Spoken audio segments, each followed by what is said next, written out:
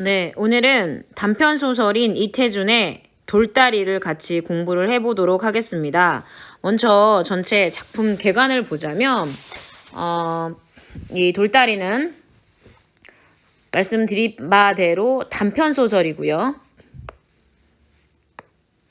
네, 그 당시에 그 시대적 분위기를 알 수 있도록 되게 사실적이라는 거 기억하고 선제 이런 것들이 나오면 틀릴 수 있기 때문에 이런 것들은 꼭 체크하고 본문을 분석하는 게 타당하고 얘는 이해하지만 분석하고 이해하셔야 되지만 그러나 얘 특성은 반드시 옆에다가 상시 옆에 두셔서 외우시는 게 좋아요.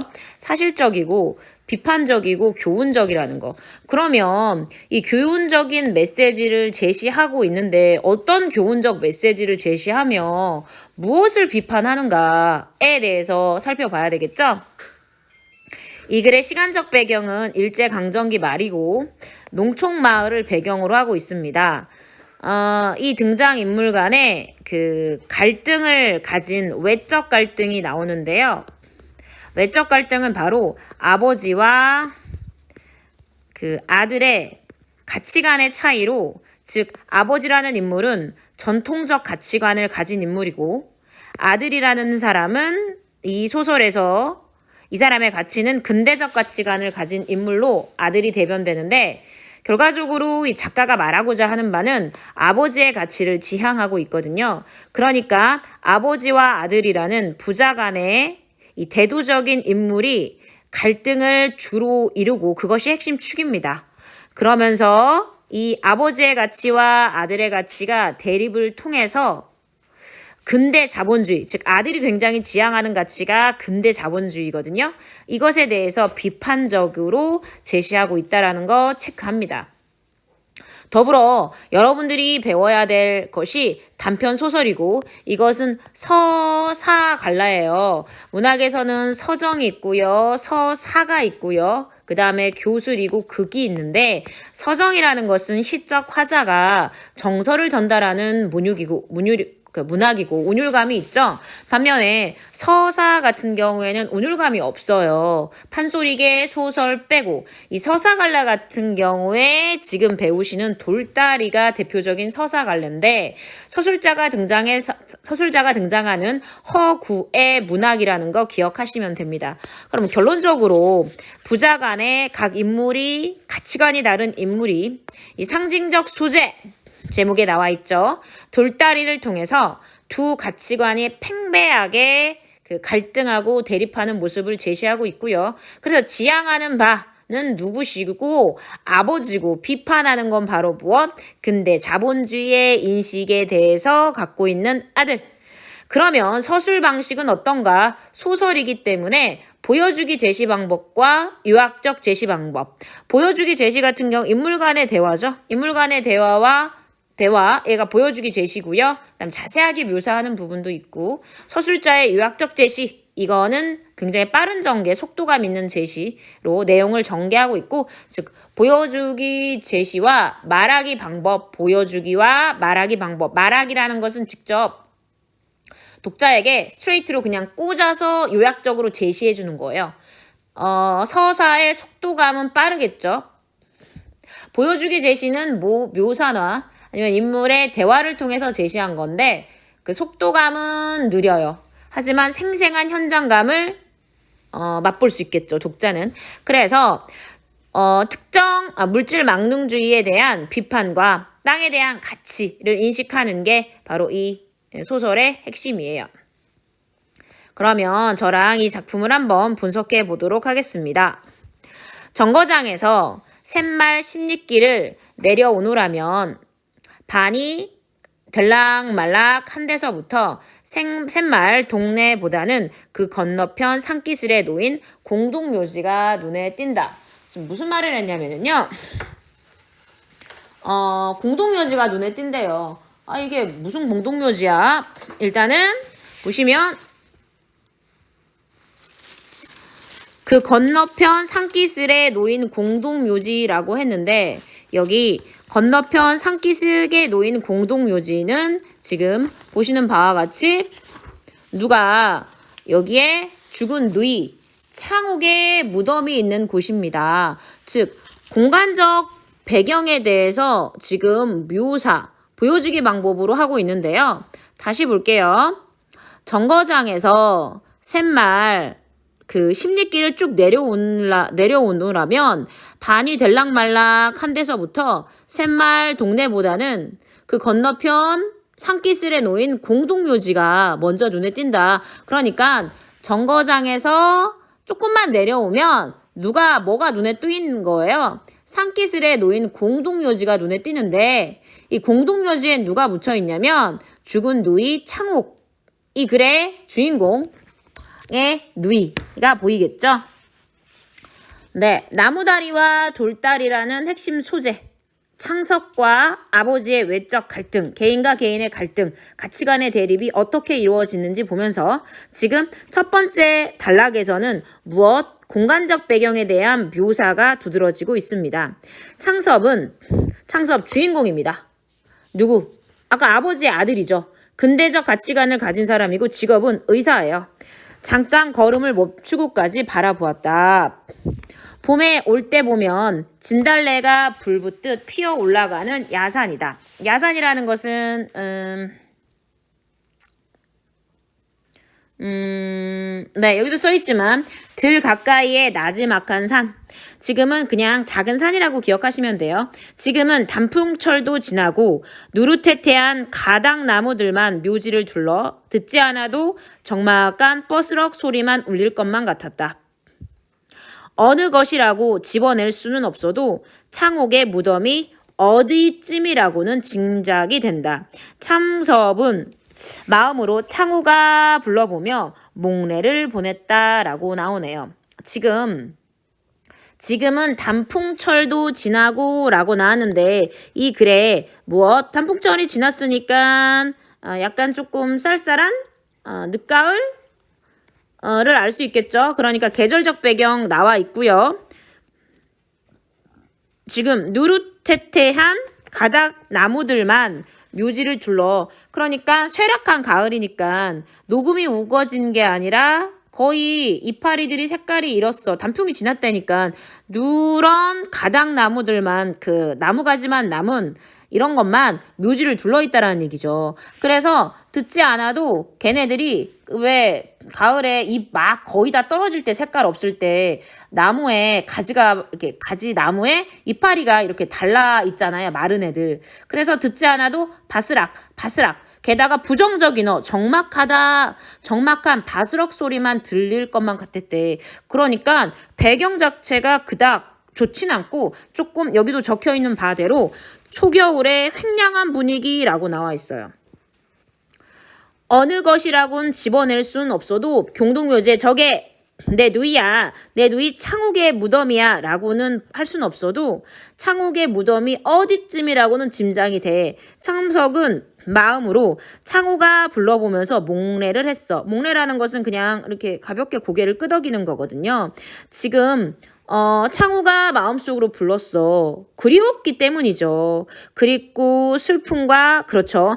안타까움이 일어나서 지금 마음속으로 창호가 라고 부르면서 목례를 한 거예요. 그러니까 창옥에 대해서 창섭은 굉장히 그리움의 심정을 갖고 있다라는 거 기억하시면 되고, 다만 오니뿐이였으므로 오누이라는 말이에요. 그러니까 이 집은 딸 하나 아들 하나밖에 없었고 나이가 훨씬 떨어진 누이였다. 나이 차이가 많이 난 누이 동생이었다라는 얘기죠. 지금도 눈에 선하다. 자기가 마침 방학으로 와 있던 여름이었다. 그러니까 창섭이가 방학이어서 고향집으로 내려와 있었던 여름이었대요. 창옥은 저녁 먹다 말고 갑자기 복통으로 띵글띵글 굴었대. 어떻게 읍으로 뛰어들어가 의사를 청했어. 의사는 주사를 놓고 들어갔어. 그러나 밤새도록 열은 내리지 않았고 새벽녘엔 아파하는 것도 창옥이가 더해갔다는 얘기죠. 다시 의사를 데리러 갔으나 의사는 바쁘다고 환자를 데려오라고 하였다. 웬일이야.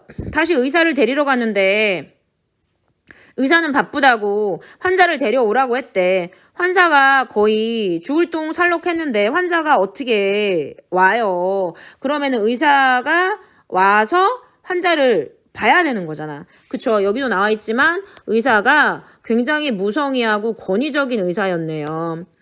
하라는 대로 환자를 데리고 갔으나 역시 오진을 했었다. 오진이 뭐냐면은 그렇죠. 잘못된 판단을 했던 거죠. 예를 들면 암이 아닌데 암이라고 했거나 암인데 암이 아니라고 했거나 다시 하루를 지나고 고름이 터지고 복막이 그쵸. 복막 배를 덮은 막 그러니까 내장 기관을 보호한 막이 절망적으로 상해버린 뒤에야 겨우 맹장염인 것을 알아낸 눈치였다. 이런 맹장 정말 어쩜 좋아. 그때 그러니까 충분히 살 수 있는 병이잖아. 적절하게 치료만 했다면. 근데 맹장염 하나를 오진으로 인해서 거의 어떻게 복막염이 된 거죠. 그때 창섭은 자기도 어른이기만 했으면 필시 반드시 의사의 멱살을 들었을 것이다. 정말 죽여버리고 싶었겠네요. 그쵸? 잘근잘근. 이런 누이의 허무한 죽음에서 누이가 어떻게 말도 안 되는 오진으로 해서 죽었잖아요. 즉, 이 누이의 허무한 죽음이 아까 의사가 창섭이라 그러니까 창섭이 의사가 됐다 그랬잖아요. 나쁜 의사를 통해서 의사의 오진으로 통해서 그 나이가 한참 어린 얘가 방학 때 그렇죠. 창욱이가 죽어서 아버지가 권하는 고농을 마다하고 그러니까 아버지는 농사짓길 바랬던 거죠. 그래서 농고를 가길 원했던 거예요. 고등농림 학교의 줄임말이죠. 그러니까 농고를 가길 원했는데 아버지는 농사를 가업으로 하자라고 하셨던 거죠. 그런데 의전으로 들어가고 의대를 들어가셨던 거죠. 오늘에 이르러는 맹장 수술로는 서울서도 정평이 있는 한 권위가 된 것이다. 와, 모든 사람들한테 진짜 인정받을 만한 맹장 수술가의 대가가 되었대요. 여기까지 무엇에 대해서 창섭이 의사가 된 계기를 바로 누이가 의사의 오진으로 맹장이었는데 복막염으로 죽었다라는 것을 통해서 창섭의 의사가 된 계기를 설명해주고 있고요. 그 다음에 또 앞부분에 지금은 계절적 배경이 늦가을에서 초겨울쯤이고요. 그 배경이 좀 어떻게 좀 삭막해. 그 다음에 정거장에서 바로 보이면 공동묘지가 보이고 이 창섭은 누이를 굉장히 그리워하고 있다라는 걸 알 수 있어요. 창호가 기뻐해다구 이번에 내 병원이 좋은 건물을 만나 커지는 거다. 병원 계획을 갖고 있네요. 개인 병원으론 제일 완비한 수술실이 실현될 거다. 입원실 부족도 해결될 거다. 네 사진을 크게 확대해 내 새 진찰실에 걸어놓으마. 와, 그러니까 창욱이 아니라 창섭은 지금 엄청 기뻐하고 있어요. 병원 확장 계획을 갖고 있거든요. 병원에 대해 병원을 확장하고 근데 그동안에는 입원실이 항상 부족했다라는 것을 알 수 있고요. 개인 병원으로는 종합병원이 아니야. 개인 병원임에도 불구하고 그 수술 장비를 갖춘 수술실이 실제 도입이 될 거고 입원실 부족도 해결이 되고 너무 기대에 부풀고 자부심에 있어요. 그러니까 지금 심리 상태가 굉장히 어떻게 좋은 감정이겠죠. 그리고 네 사진을 내 새 진찰실에 걸어놓는데요. 창섭은 바람도 쌀쌀할 뿐 아니라 오후 차로 돌아가야 할 길이라 걸음을 재우쳤다. 창섭은 바람도 싼 데다가 지금 겨울이니까 초겨울 오후 차로 돌아갈 길이라 걸음을 좀 빨리 했나 봐요. 여기까지 볼게요. 의사의 오진으로 인한 그 누이의 죽음을 계기로 의사가 된 창섭은 병원을 확장하기 위해서 고향 땅에 방문을 했는데 아버지는 농부시고 아버지에게 지금 그렇죠. 고향 땅을 팔자고 제안하러 와서 그날 오후에 가려고 지금 창섭이 마음을 먹은 거예요. 계속 보자고요. 여기까지 볼게요. 창섭이 의사가 된 계기가 있는데 그 누이인 창욱이 지금 복통을 아까 어렸을 때 이 사람이 얘가 학창 시절에 의사가 아닐 때 어렸을 때 여름방학 때 복통을 호소했고 의사가 오진으로 치료가 지체가 되는 바람에 게다가 의사는 되게 권위적이었고 성의도 없었어요. 맹장염 증상이 악화되어 결과적으로 진짜 말도 안 되는 이유로 허무하게 죽어버렸어. 누이의 죽음을 계기로 의전에 입학해요. 지금의 의대에 입학해서 맹장수술에 정평이 나 있는 의사가 된 건데 이 사람은 그 후에도 개인 병원을 하고 있었던 거죠. 근데 개인 병원을 크게 확장해서 개원을 하려고 한 생각이에요. 작품의 계절적 배경을 볼게요. 지금은 단풍철도 지나고 누릇태태한 누런 가닥나무들만 묘지를 둘러 듣지 않아도 적막한 버스럭거리 소리가 울릴 것 같았다. 무슨 말이죠? 볼게요. 초겨울의 행량한 분위기를 조성하여 창욱을 떠올리는 창섭. 창욱을 떠올리는 창섭은 그리움과 그렇죠. 쓸쓸함과 슬픈 정서를 느끼고 있고 이것을 지금 배경과 창섭의 심정이 지금 조응하고 있는 거 확인하고 있습니다. 볼게요. 창욱에 대한 창섭의 심정. 창섭은 잠깐 걸음을 멈추고까지 바라보았다. 왜? 너무 그립거든. 창섭은 마음으로 창호가 불러보며 목례를 보냈대. 왜일까요? 그리우니까. 창섭은 그때 자기도 어른이기만 했으면 필시 의사의 멱살을 들었을 것이다. 왜? 너무 화가 나고 안타깝잖아요. 누이의 허무한 죽음에서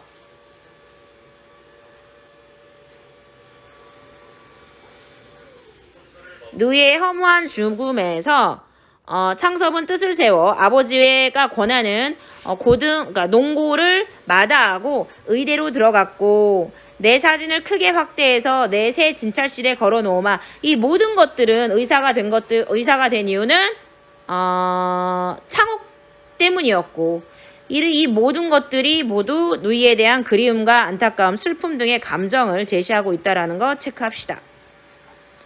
그러면 두 번째 페이지 볼게요. 길은 그 전보다 넓어졌고 바닥도 평탄하였다. 비나 오면 진흙에 헤어날 수 없었는데 지금은 모두 거의 아스팔트가 깔려 있어서 비가 왔을 때 길이 어떻게 됐는지 거의 모르시는데 비가 올 때는 대부분의 시골길들이 장난 아니었어요. 복판으로는 자갈이 깔리고 어떤 목은 좁아서 소바리가 논으로 미끄러져 들어가기 십상이었는데 바위를 갈라내어서까지 일매지게 넓은 길로 닦아졌다. 창섭은 이럴 줄 알았다면 정거장에서 자전거라도 빌려 타고 올 걸 하였다. 이게 대체 무슨 말이냐면은 지금 창섭이라고 했으니까 1인칭이 아니라 서술자가 작품 바깥에 있다라는 걸 확인할 수 있고요. 이럴 줄 알았다면 정거장에서 자전거라도 빌려 타고 올 걸을 통해서 인물의 마음을 서술자가 직접적으로 제시했어요. 그렇기 때문에 얘는 서술자가 작품의 마음을 다 읽으니까 전지적 작가 시점이라는 것을 확인할 수 있죠. 어려운 단어가 좀 나왔는데요. 소바리가 등에 짐을 실은 소 혹은 그 짐을 소발이라고 하는데요.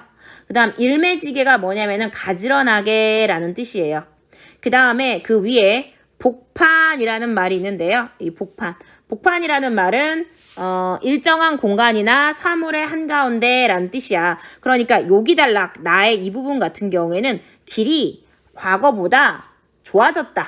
그래서 창섭이 이 정거장에서 자전거라도 타고 올 걸. 그러면 지금 걷지 않잖아요. 그 얘기를 하고 있는 거예요. 눈에 익은 정자나무선 논이며 돌각담을 두른 밭들도 나타났다. 자기 집 농가 밭들이었다. 논둑에 선 정자나무는 그 전부터 있는 것이나 밭의 돌각담들은 아버지께서 손수 쌓으신 거니다. 그러니까 지금 정자나무도 있고요. 담도 있고요. 이게 모두 누구 거? 네, 창섭이네 집의 논과 밭들이었대. 이 정자나무는 논둑에 있는 정자나무는 옛날부터 있었고, 다만 이 필자가 지금 정자나무랑 이 돌각담을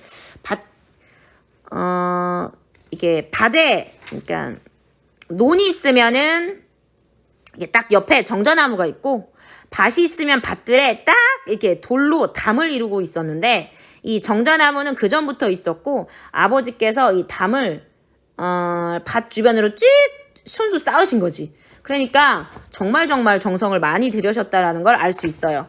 창섭의 아버지는 근검으로 근방의 소문난 영감이었다. 내 성격을 직접적으로 제시하고 요약적으로 제시했어요. 그러나 자기 외에 때 와서는 밭 하루가리도 늘리지 못한 것으로 소문난 영감이었다. 그러나 자기 때에 와서는 밭 하루가리도 늘리지 못한 것으로도 소문난 영감이다 라고 얘기했는데, 지금 보시면 근검절약한 인물인데 소문난 인물이야. 부지런하고 검소한 인물이라는 거지. 그런데 이 자기 때에 와서는 밭 한 평이, 그러니까 하루가리가 소를 데리고 하루 낮 동안에 갈 수 있는 밭의 넓이라고 그랬었죠. 그러니까 소를 데리고 하루 동안에 갈 수 있는 밭의 넓이, 즉 밭의 크기를 늘리지 못한 것으로도 소문난 영감이야. 신기하네. 그렇게 열심히 하는데 땅을 왜 못 샀지? 곡식값보다는 다른 물가들이 높아졌을 뿐 아니라 아버지가 그렇게 근검절약했으면 열심히 일하시니까 결과적으로 땅을 늘리셨어야 되는데 그 늘리지 못한 이유가 여기 나오네요. 곡식값도 올랐지만 곡식값보다는 다른 물가들이 높아졌어. 그러면은 결과적으로 이윤이 남지 않으니까 힘들겠죠. 전 때에는 모르던 아들의 유학이라는 것이 큰 부담이 되다가, 그렇구나, 아들의 학비, 이런 것들이 있었던 거죠. 할머니와 할아버니와 아버니께서 나를 부자 소린 못 들어도 굶는단 소린 안 듣고 살도록 물려주시고 가셨다. 그러니까 할아버니와 아버지께서 나를 부자 소린 못 들어도 굶는단 소리 안 듣고 살도록 물려주시고 가셨다. 드럭드럭 탐내 모아선 뭘 하니? 그렇죠. 탐내서 욕심내가지고 땅을 늘려서 뭐하니? 할머니께서 쇳똥을 맨손으로 움켜다 넣으시던 논. 버니께서 멍더를 손수 이룩하신 밭을 더 건논으로, 거름진 논으로 더 기름진 밭이 되도록 닭달만에 가기에도 내겐 벅찬 일을 깨라. 정말 대단한 성품의 소유자란 걸 확인할 수 있어요. 여기 멍덜이라는 말이 있는데, 멍덜이라는 말은 그 바위, 돌 이런 것들이 있는 밭이에요. 그런 것들을, 그러니까 아버니께서 그러니까 이게 뾰족뾰족 솟아난 그 돌들을 다 골라내서 손수 다지고 고르고 한 밭이라는 거죠. 심지어 소똥까지 손에 묻히면서 발을 거름지도록 했다라는 거잖아. 그러니까 이 할아버님의, 그러니까 창섭의 아버지는 논밭을 늘리는 게 중요하지 않아요. 할아버지하고 아버지께서 부자 소리는 못 들어도 굶지 않게끔 땅을 물려주셨고, 욕심내지 않아. 논밭을 늘리는 것보다 할아버지하고 아버지에게 물려받은 땅과 그 논하고 밭을 기름지게 하는 것을 더 중요시하게 생각하는 거죠. 이거를 지금 직접 인용을 통해서 제시하고 있고, 그러니까 재산에 그닥 많이 크게 욕심이 없어. 아버지가 결과적으로 땅을 늘리지 못한 이유가 지금 3가지 제시되어 있는데, 첫 번째는 이렇게 근검한 사람이, 부지런하고 검소한 사람이 첫 번째 곡식값도 올랐지만 다른 물가들이 되게 이렇게 올랐고, 두 번째 아들이 유학이라는 거, 세 번째 할아버지는 막 이윤을 추구하거나 돈만 밝히거나 그런 사람이 아니에요. 땅이란 것이 거름지고 기름지고 해야 된다고 이 아버님은 생각하시는 거죠. 하고 절용에 쓰고, 절용이 뭐냐면은요, 아껴 쓴다는 뜻이에요. 남는 돈이 있으면 그 돈으로는 품을 맥씩 들여서까지 삐뚤은 논빼미를 바로잡기, 밭에 돌을 추려 바람맞이로 담을 두르기, 개울엔 둑마기 하기. 그러다가 아들이 의사된 후로는 아들 학비로 쓰던 목까지 들여서 동네 길들은 물론 읍길과 정거장 길까지 닦아놓았다. 여기까지 보세요. 아버지는 정말 이해타산적인 인물이 아니라는 것을 알 수 있는데요. 여기 굉장히 근검절약해서 절용해서 쓰고, 남는 돈이 있으면 그 돈으로 그러니까 알바를 고용해서 삐뚤한 논뱅이, 그러니까 논빼미가 뭐냐면은 그 논이 있으면 논을 예쁘게 정리하셨다라는 얘기예요. 밭에 돌을 잘 이렇게 좋은 돌이 있고 나쁜 돌이 있고 큰 돌이 있고 작은 돌이 있잖아요. 그런 돌들을 추려서 바람맞이로 이렇게 담을 이렇게 둘러줬대요. 아, 그래서 아까 아버지 밭에 손수 이렇게 담이 둘러져 있었구나. 그다음에 개울엔 둑마기까지 하시고, 그러다가 아들이 아까 있었을 때 아들이 의사로 하면서 학비가 들었잖아요. 그렇죠. 외지에서 아들이 학교를 다녔으니까, 의정에 다녔으니까. 근데 의사가 된 이후로는 아들에게 줄 학비가 필요 없으니까 아들 학비로 쓰던 목까지, 아들이 이제 의대를 졸업했으니까 동네 길들은 물론 읍길과 정거장 길까지 다 닦아 놓은 거죠. 그러니까 이거를 자기를 위해서 쓴 게 아니라, 자기 논을 쓴 게 아니라, 자기 논을 위해서만 쓴 게 아니라 마을을 위해서 돈을 쓴 거죠. 남을 주면 땅을 버린다고 여간 근실한 자국이 아니면 소작을 주지 않았고, 그러니까 남을 주면 땅을 버린다고 해서, 그러니까 남한테 논이나 밭을 맡기면 여간 근실한 자국이 아니면, 여간 성실한 사람이 아니면 소작, 농사를 다른 사람한테 맡겨서 빌려주지 않았고, 소를 2필이나 메고 일꾼을 3명씩이나 두고 적지 않은 전답을 전부 잔홍으로 버티어왔다. 잔홍이 뭐냐면은 아버지가 모두 어떻게 이거를 다 관리하셨다라는 거죠. 잔홍은 자기 땅에 직접 농사 짓는다라는 뜻이에요. 그러니까 소 2마리, 일꾼 3명을 두고 적지 않은 정답, 그러니까 좀 땅하고, 그러니까 논하고 밭이 좀 있는 거죠. 이거를 아버지가 직접 다 관리를 하셨던 거죠. 실속이 타작만 못하다는 둥. 그러니까 타작이라는 건 뭐냐면은 다른 사람한테 맡겨서 농사 짓는 거거든요. 그러니까 다른 사람한테 맡겨서 농사를 지을 때랑 이윤이 있고, 잔홍을 했을 때 이윤이 있잖아요. 근데 실속이 실제 떨어지는 거 보니까 잔홍이 타작만도 못해. 왜냐면 땅에 이렇게 투자를 하시는데 일꾼 셋이 저희 농사에 가지고 나간다는 둥.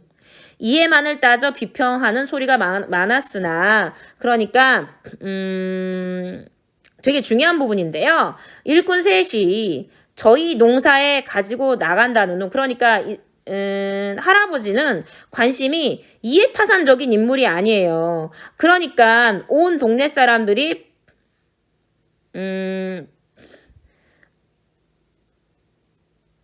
좀 뭐라고 할 수도 있겠죠. 그쵸? 계속 볼게요. 그 사람들이 이해만을 따져, 이윤만을 따져 할아버지의 이런 태도, 창섭의 아버지의 이런 태도에 대해서 비평하는 소리가 많았다라는 거죠. 그러니까 지금 이해만을 따져 비평하는 소리라는 것은 할아버지와 다른 관점이라는 것을 알 수 있어요. 할아버지와는 다르게 동네 사람들은 할아버지를 비평하는 사람들이 조금 있었대요. 창섭의 아버지는 땅을 위해서는 자기의 이해만으로 타산하려 하지 않았다. 그러니까 굉장히 대단하신 분이네요. 원래 농사라는 것은 이윤을 추구하려고 하는 거라고도 생각할 수 있지만 절대 그러려고 안 했대요.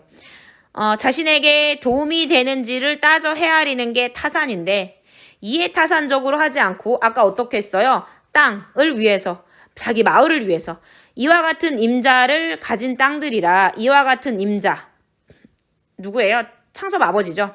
곡식은 거둔 뒤 그루만 남은 농과 밭이 돼 그 바닥들의 고름, 그 언저리들의 바름, 흙의 부드러움이 마치 시루떡 모판이나 대하는 것처럼 누구의 눈에나 탐스럽게 흐뭇해 보았다. 뭐냐면 이런 사람이 임자 주인이에요. 이와 같은 주인을 가진 땅들이라 곡식을 거둔 뒤에 그루만 남은 농과 밭이 돼 그 바닥들의 고름, 그 언저리의 바름, 흙의 부드러움이, 그러니까 땅이 결실을 이루고 나서 봐도 정말 누가 봐도 탐스러웠다라는 얘기죠.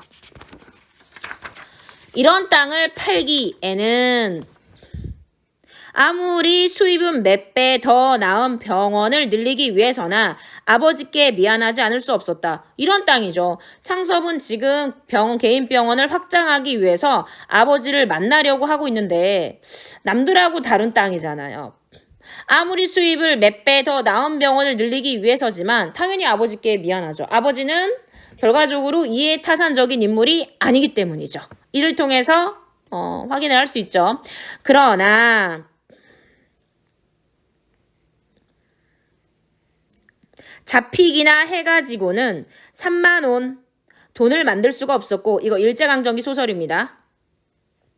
서울서 큰 양관을 손에 넣기란 돈만 있다고도 아무 때나 될 일이 아니었다. 지금 보시면은 여기 양관이라는 말은 양옥, 서양식으로 지은 집.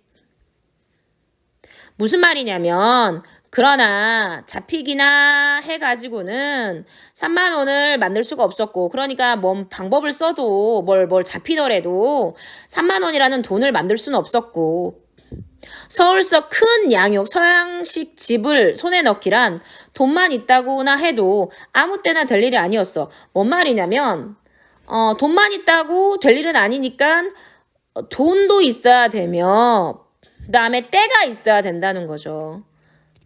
뭘 잡히더라도 그러니까 얘는 3만 원이 필요한 거고, 3만 원이 있다고 하더라도 서양식으로 만든 집이며, 그쵸? 이 모든 것들이 다 때가 있어. 자, 계속 볼게요.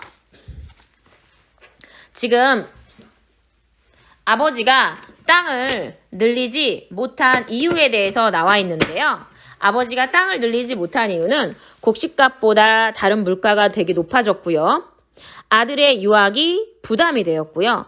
가장 중요한 건 땅을 늘리는 것보다 기름지게 하는 것을 더 중시했다라는 것. 그 다음 남은 돈을 마을의 땅을 위해서 사용했다라는 거. 이 부분이 바로 아버지의 그 검소함에도 불구하고 땅을 늘리지 못한 이유였고요. 밭을 하루가리도 늘리지 못하였으나 누구의 눈에나 탐스러운 땅이었어요. 왜냐면 땅을 굉장히 소중하게 여기셨던 분이었어요. 땅을 대하는 아버지와 창섭의 강점이 굉장히 대도적인데 아셔야 됩니다. 창섭은 땅을 도구로 알아요. 하지만 아버지는 절대 땅을 수단화하지 않습니다. 창섭은 땅을 팔아 병원 확장을 위해서 지금 돈을 마련하고자 하는 수단으로 생각하고 있고요. 아버지는 논빼미를 바로잡고 밭에 담을 두르고 개울에 둥맞이 하는 일에 돈을 사용했어요. 그러니까 아버지의 목적은 논이고요, 밭이고요. 그 아버지의 모든 목적은 그냥 땅 자체예요. 근데 창섭은 땅을 도구로 하여서 병원을 만든 거죠. 그러니까 창섭은 땅을 경제적 이익으로 수단으로 여기며 땅의 금전적 가치, 땅값 얼마야 라고 하는 거고요. 아버지는 아니죠. 땅의 본래적 가치를 중시한다라는 거 기억하셔야 돼요. 여기 출제 요소가 굉장히 다분한 부분인데요. 체크해 볼까요? 아버지의 성격을 어떻게 제시하고 있는가 부분인데요. 지금 아버지의 성격을 직접 제시와 간접 제시를 하고 있는데요. 창섭의 아버지는 근검으로 근방에 소문난 영감이다 라고 했는데 근검했다, 부지런하다라고 성격을 진짜 직접적으로 요약적으로 대놓고 제시하고 있고요. 그 다음 이번에는 아버지의 대화, 할머니와 할아버니와 아버님께서 나를 부잔소리는 못 들어도 닭달만에 가기에도 내겐 버창일이다 라고 해서 지금 창섭 아버지의 대화를 인용해서 제시했는데 이해타산적인 인물이 아니란 거, 땅의 본래적 가치를 굉장히 중시하는 인물이라는 것을 확인했습니다. 자, 이제 3강 해보도록 하겠습니다.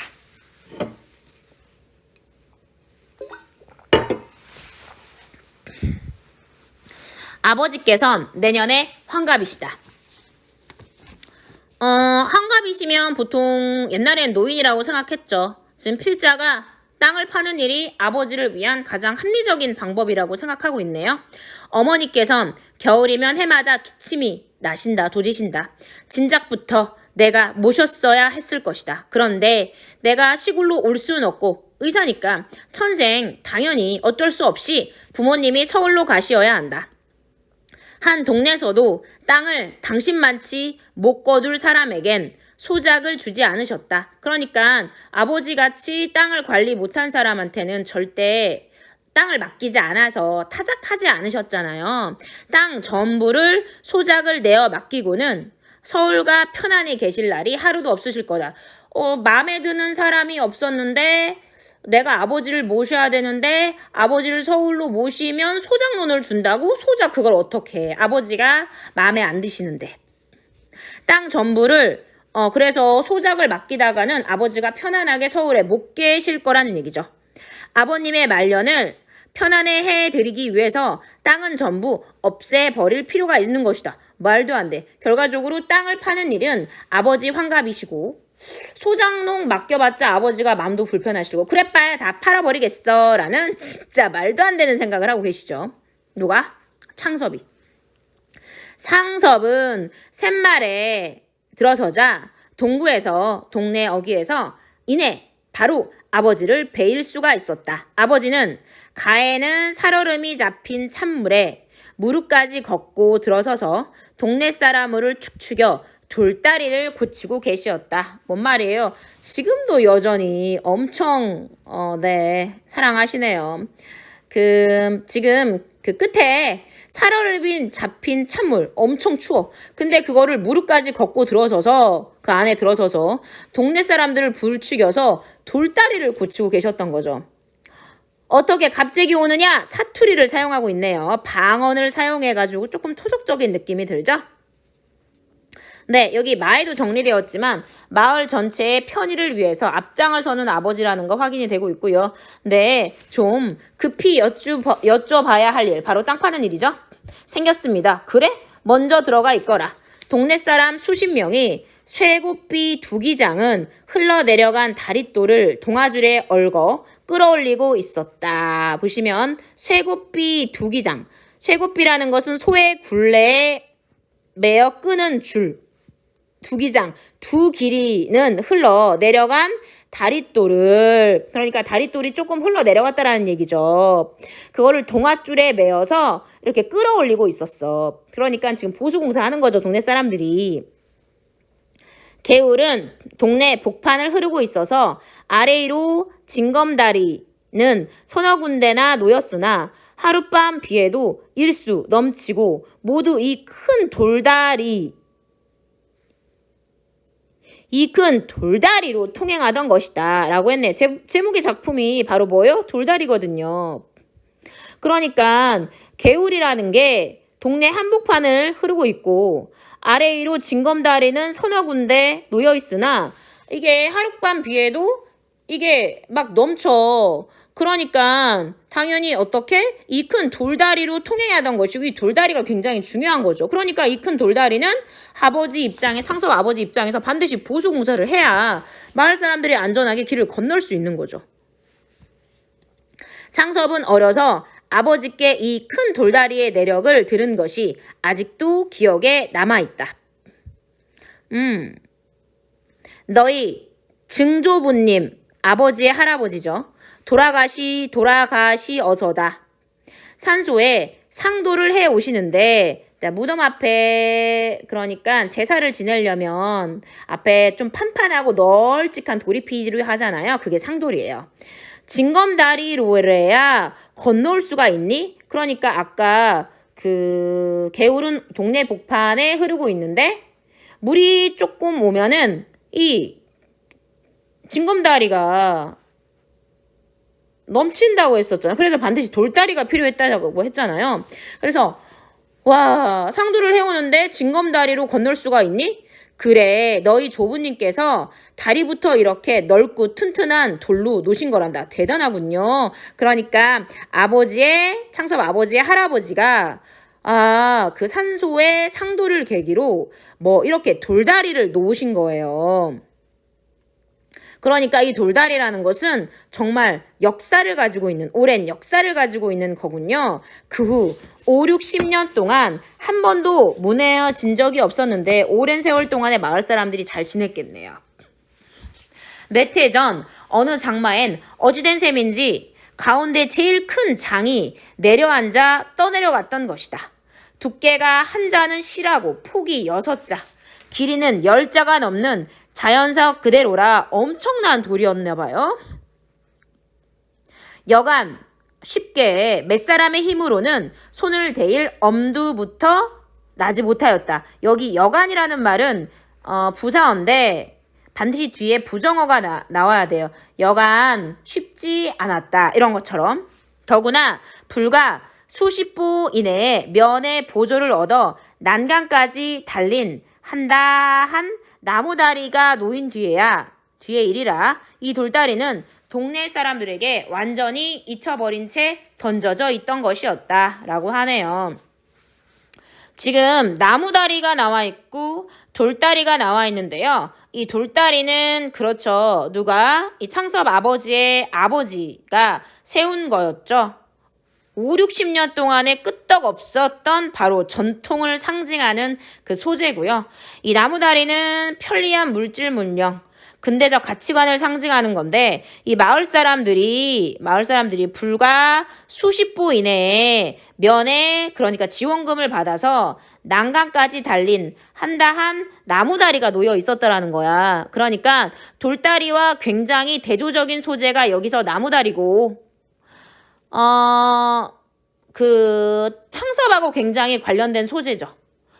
땅을 그냥 개인 병원 확장하고 뭐 양옥집 사고 막 이런 수단적 가치로 아는 창섭과 그대로 일치하는 단어가 나무다리예요.